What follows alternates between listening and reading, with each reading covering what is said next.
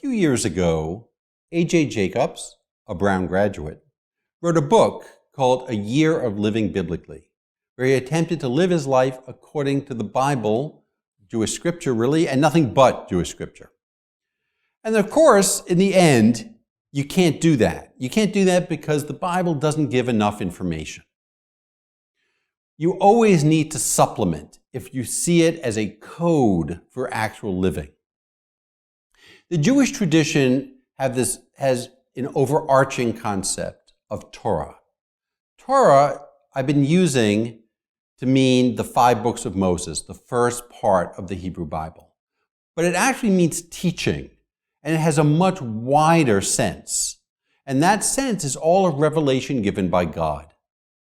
And in Jewish tradition, there's not simply the one revelation that's found in written texts, Jewish scripture, but there's also a second revelation, a revelation that occurred to Moses at the same time. And that's an oral revelation. And that revelation, what it is that God actually said to Moses while giving him that which was written, is known as the Oral Torah.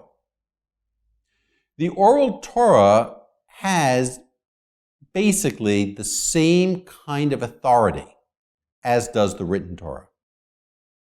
When people say that Judaism is a religion of the Bible, it's not exactly true. It's a religion of Torah. But Torah is not just the Bible, it's also this oral tradition, which has a similar and independent authority. So oral tradition doesn't need to be rooted in written tradition. It can be distinct from it.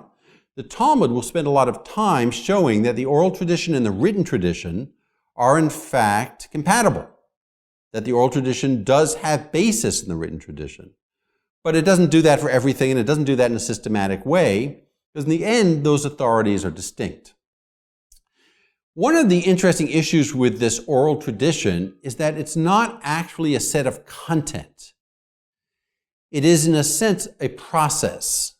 It's the ongoing discussion and the ongoing use of tradition by living Jewish communities. So the oral tradition is that which generates many of the early rabbinic texts, in fact, goes on to the present day.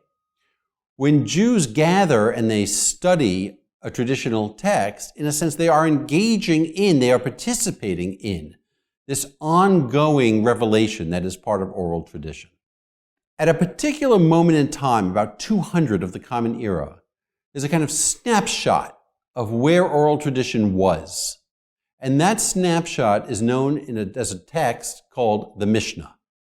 The Mishnah looks a little bit like a code, although a little bit not like a code too, and is the text that's explicated by the Talmuds.